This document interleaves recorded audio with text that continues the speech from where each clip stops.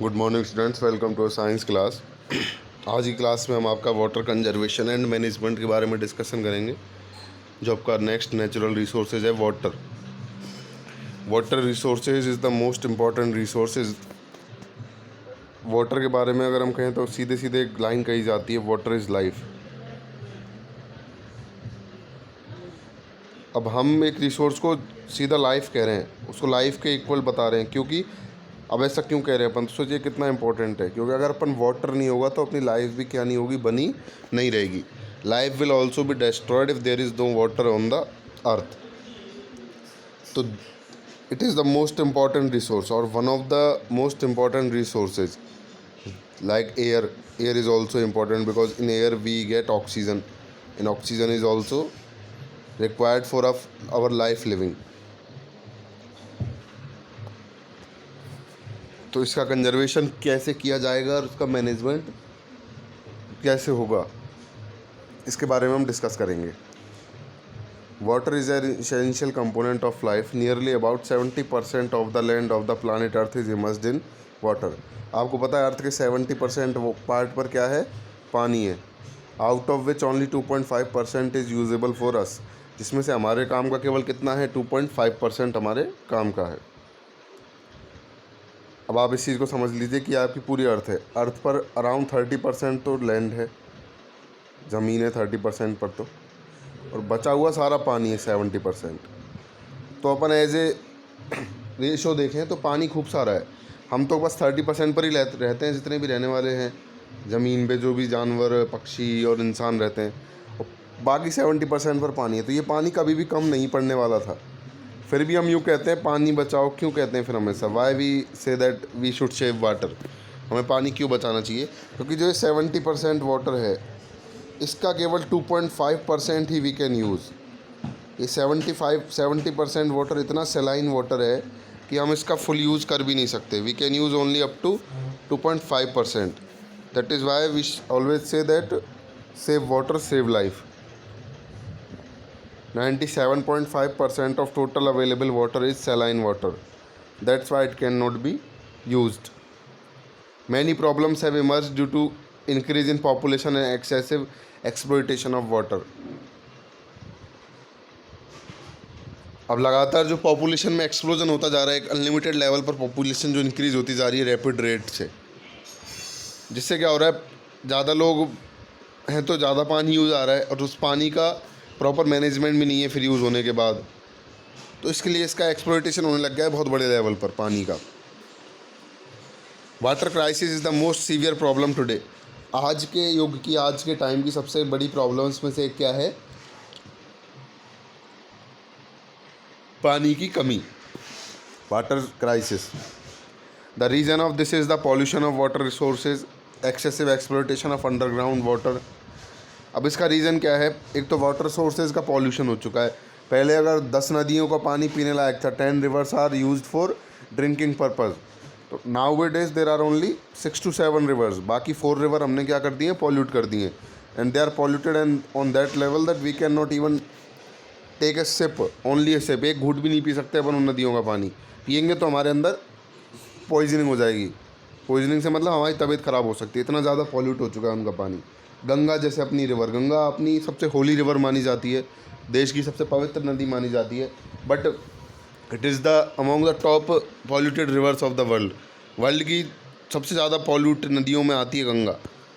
तो इस तरह एक रीज़न ये है। दूसरा रीज़न क्या है, excessive exploitation of ground underground water. Underground water, ज़मीन के नीचे जो पानी होता है, ज़मीन के नीचे भी पानी होता है, जिसी को हम मोटर समरसेबल लगवा के, हैंडपम्प लगवा के जो निकालते हैं। तो पहले गवर्नमेंट लगवाया करती थी इनको, और गवर्नमेंट अपने हिसाब से नल देकर पानी को बांटा करती थी। आजकल लोग खुद के हिसाब से समरसेबल लगवाने लग गए हैं, तो कभी भी लोग उनको चला लेते हैं। टाइम का कोई फिक्स नहीं है। गवर्नमेंट का फिक्स टाइम रहता था, 1 घंटे नल देती थी, 1.5 घंटे देती थी दिन में, लेकिन लोगों का 24 घंटे कभी भी वो नल चला लेते हैं। तो इस वजह से ये अंडरग्राउंड वाटर का एक्सप्लॉयटेशन है। Economic and industrial demand of the water. आजकल फैक्ट्रियाँ इतनी चल रही हैं और लगभग हर दूसरी से तीसरी फैक्ट्री में रॉ मटेरियल के फॉर्म में क्या यूज़ हो जाता है, वाटर यूज़ हो जाता है। मतलब जो प्रोडक्ट बन रहा है तो उसमें वाटर, अब जितने भी लिक्विड चीज़ें जो भी बनती हैं, जितनी भी चीज़ें लिक्विड बनती हैं, कोल्ड ड्रिंक्स, दवाइयाँ, कलर पेंट, उन सब में कुछ ना कुछ लेवल पर वाटर होता है। इसके अलावा कूलेंट पर्पज़ पे भी यूज़ किया जाता है वाटर। कूलेंट पर्पज़ मतलब बड़ी बड़ी जो फैक्ट्रियाँ चलती हैं उनमें बड़ी बड़ी मशीनें होती हैं, वो मशीनें गर्म हो जाती हैं चलते चलते, तो उनके चारों तरफ पानी का या तो फाउंटेन चलाया जाता है या उनमें पानी फ्लो करवा दिया जाता है चारों तरफ पाइप में ठंडा पानी, जिससे वो मशीनें ठंडी हो जाएँ। इसके अलावा पावर प्लांट जो होते हैं, जो लाइट बनाई जाती है, इसे हाइड्रो पावर प्लांट होता है, उसमें सीधा हाइड्रो का मतलब होता है वाटर। तो वाटर के बेस पर डैम जो होता है, नदियों के बीच में डैम बनाए जाते हैं, उन पर ये प्लांट लगा के वहाँ लाइट बनाई जाती है, तो वहाँ सीधा सीधा पानी यूज़ आ जाता है। इस वजह से भी पहले इतनी इंडस्ट्रीज़ नहीं थी तो इतना पानी यूज़ नहीं होता था। अब नई नई फैक्ट्री, नई नई साइंस आ रही है, नई नई रिसर्च हो रही हैं, नई नई तरह की टेक्नोलॉजी डेवलप हो रही हैं, तो उन सब के प्लांट लग रहे हैं, उन सब की इंडस्ट्रियाँ इस्टेब्लिश्ड हो रही हैं। इस वजह से क्या हो रहा है, पानी का यूजेस बढ़ रहा है। Uncertainty of monsoon and negligence of traditional sources. Monsoon की अनसर्टेनिटी, पहले मानसून जिस टाइम आना होता था उस टाइम आ जाता था, जुलाई अगस्त में बरसात चालू होती थी तो होने लग जाती थी जून के लास्ट से। लेकिन आजकल मानसून डिस्टर्ब हो चुका है। क्यों हो चुका है? क्योंकि अपना एनवायरनमेंट इतना बेकार कर दिया है कि क्लाइमेटिक पूरा इम्बैलेंस हो चुका है। क्लाइमेटिक इम्बैलेंस की वजह से मानसून क्रिएट नहीं हो पाता, क्रिएट होता है तो वो जल्दी ख़त्म हो जाता है, जल्दी ख़त्म नहीं होता तो वो पहुंच नहीं पाता उतने दूर तक। Negligence of traditional sources. Traditional sources का मतलब पुराने जो अपने कुएँ, बावड़ी, तालाब हुआ करते थे, उनको लोग पहले बड़े सहेज कर संभाल कर रखते थे। अब लोगों ने उन पर ध्यान देना ही बंद कर दिया जब से समरसेबल वगैरह लगवाए घरों में, तो उनका पानी धीरे धीरे क्या होता चला गया, सूखता चला गया। The problem of water scarcity has created tension on national and international level. Water scarcity, पानी की जो कमी है, उसने नेशनल और इंटरनेशनल लेवल पर क्या कर दी है, टेंशन क्रिएट कर दी है।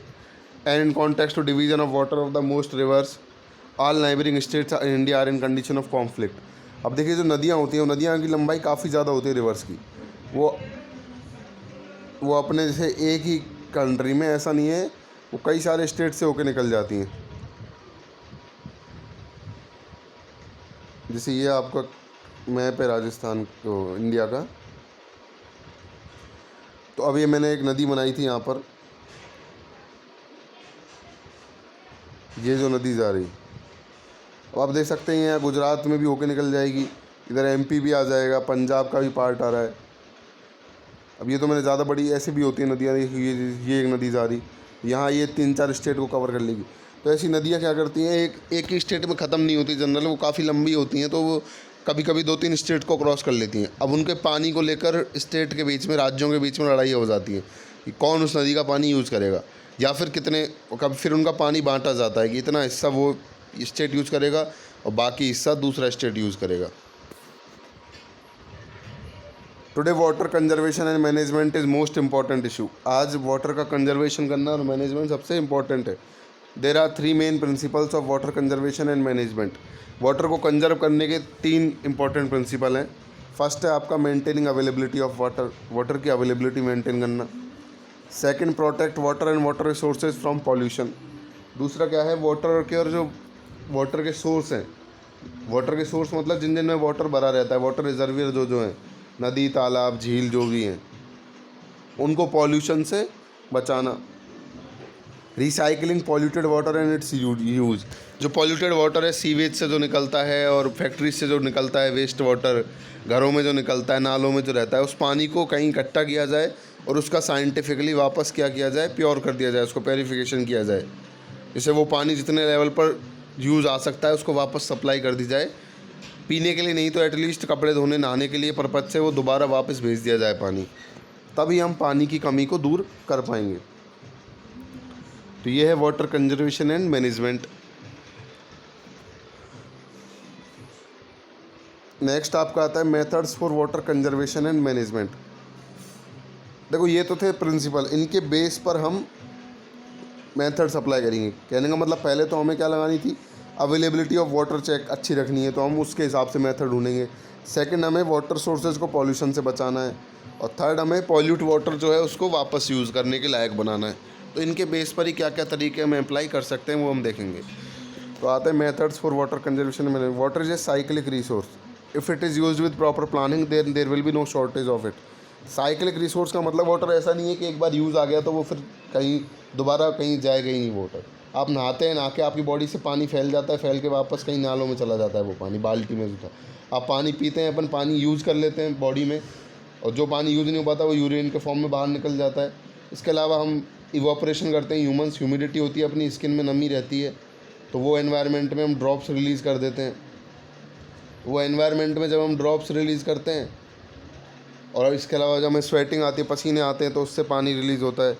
वाटर एक तरह साइक्लिक रिसोर्स है, वो हमेशा घूम फिर के आ ही जाता है। बस ये है कि प्योर वाटर पॉल्यूटेड फॉर्म में होकर आता है। फैक्ट्रीज़ में, कहीं भी, कोई सा भी आप लिक्विड ले लो, कुछ भी चीज़ें आप देख लो, तो अगर आप इसको प्रॉपर प्लानिंग से यूज़ करें, पहले हम ये तरीका ढूंढ लें कि ये वाटर इस चीज़ में यूज़ होने के बाद वापस कैसे यहाँ से लिया जा सकता है, तो वाटर की कभी भी क्या नहीं होगी, शॉर्टेज नहीं होगी।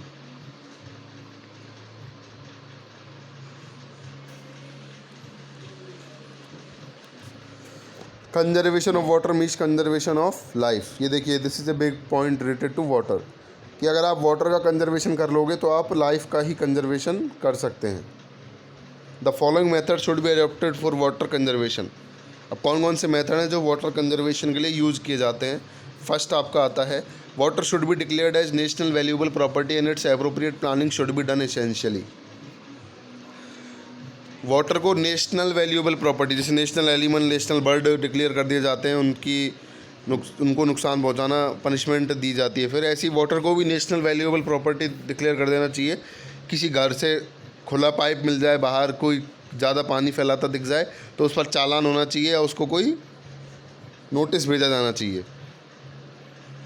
इसके अलावा जब नेशनल चीज़ें को डिक्लेयर हो जाती है तो उसके लिए डिपार्टमेंट बनता है अलग से ही, गवर्नमेंट उस पर एक पैसा खर्च करती है, एक बजट में उसका हिस्सा बनता है। तो इस तरह तभी हम वाटर को प्रॉपर प्लानिंग इसकी हो सकती है। Water should be stored bye rain water harvesting technique. Rain water harvesting technique के थ्रू वाटर को स्टोर करना चाहिए। अब रेन वाटर हार्वेस्टिंग क्या होती है, घर की जो अपना घर होते हैं,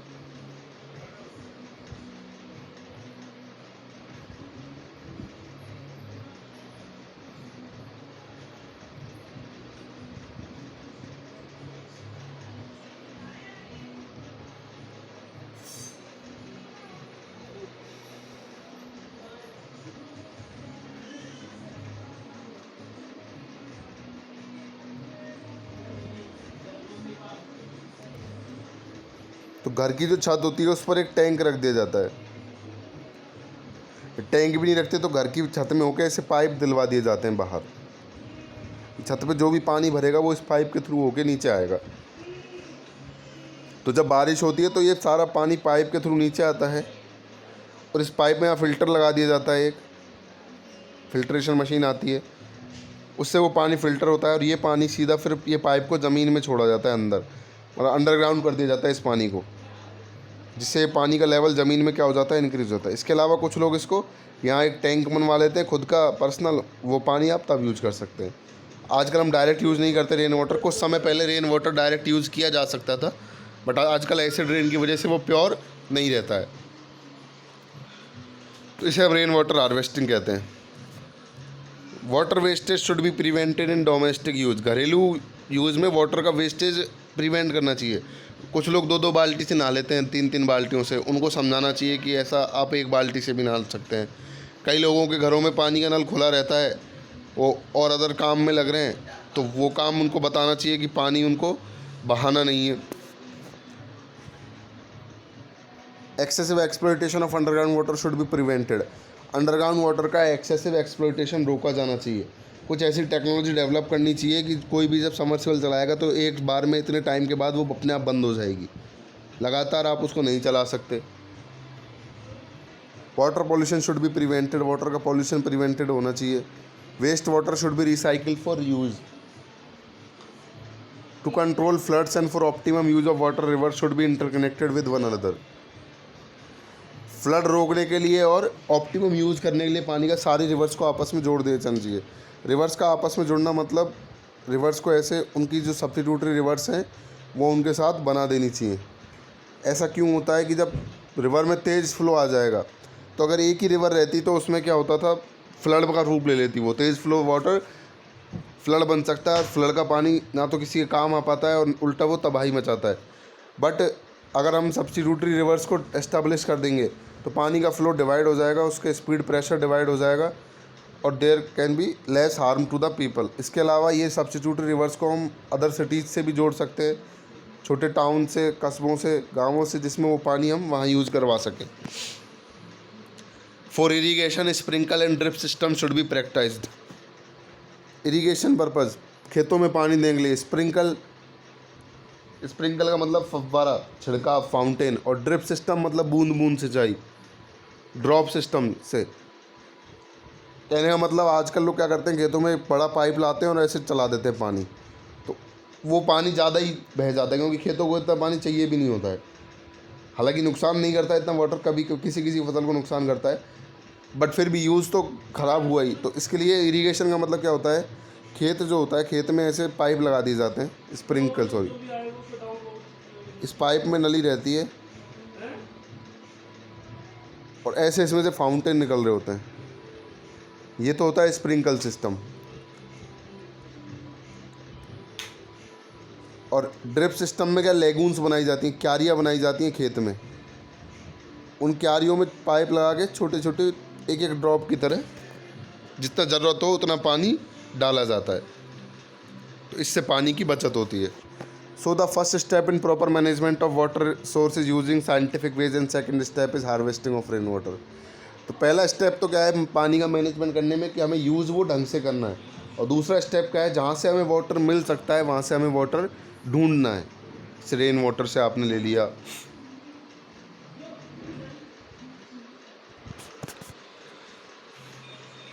उसके बाद आता है इंटीग्रेटेड वाटर शेड मैनेजमेंट। अब इंटीग्रेटेड का मतलब जनरल होता है कि जब एक साथ दो चीज़ें चलती हैं तो हम उस चीज़ को इंटीग्रेटेड बोलते हैं। In integrated water shade management for management of land and water of a particular region. देखो, अब इंटीग्रेटेड वाटर शेड मैनेजमेंट में क्या करते हैं, management of land and water, दोनों का एक साथ मैनेजमेंट किया जाता है, उसी को हम क्या बोल देंगे, integrated.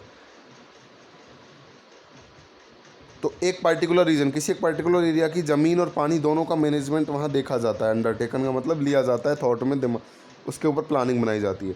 Culture and forest technique should be jointly used. Water shed is an area where flow of water is towards a point. Water shed area कैसा होता है, जहाँ पानी का फ्लो किसी एक पॉइंट की तरफ होता है। It is a type of unit of landform. It is the basin of adjacent reverse. It is a type of unit of landform. It is a, देखिए जो रिवर्स होती हैं वो सारी रिवर्स बह के मिल जाती हैं और किसी एक पॉइंट पे जाके सारी गिरती हैं। तो बेसिन का मतलब होता है जगह। इस बेसिन में सारे रिवर्स का पानी फ्लो होके आके गिर रहा है, तो इसी को अपन क्या बोलते हैं, वाटर शेड। इस एरिया को अपन क्या बोल देंगे, वाटर शेड। तो इसका मैनेजमेंट किया जाता है और इस पानी का मैनेजमेंट, ये क्या बोल दिया जाता है, water shade management. It can be used according to convenience for the purpose of integrated development in natural regions. Watershed management is a part of total development in which conservation of soil and humidity, flood control, water storage, plantation, garden, postal development and social forestry are included. Watershed क्या है, एक चल लियो। Watershed management एक part है total development का, जिसमें soil और humidity का कंजर्वेशन किया जाता है। अब सॉइल और ह्यूमिडिटी लैंड में कंजर्व की जाती हैं। फ्लड कंट्रोल हो जाता है, क्योंकि बेसिन इकट्ठा हो गया तो रिवर का फ्लो जब बढ़ेगा तो वो बेसिन में पानी भर जाएगा। उस बेसिन का पानी हम यूज़ लेते ही रहते हैं, तो कभी भी पानी का लेवल ज़रूरत से ज़्यादा नहीं होगा। वाटर का स्टोरेज मिल जाता है हमें इमरजेंसी के पर्पज़ से। प्लांटेशन में यूज़ किया जा सकता है पानी, गार्डनिंग में, एंड सोशल फॉरेस्ट्री पर भी ये काम आ सकता है।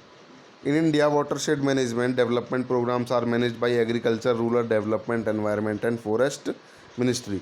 ये जो इंडिया की अपनी मिनिस्ट्री, जैसे अपनी डिफेंस मिनिस्ट्री होती है, अपनी टेक्सटाइल मिनिस्ट्री होती है, ऐसी जो रेलवे मिनिस्ट्री है, ऐसी वाटरशेड मैनेजमेंट को कौन कंट्रोल करता है, agriculture, rural development, environment and forest ministry.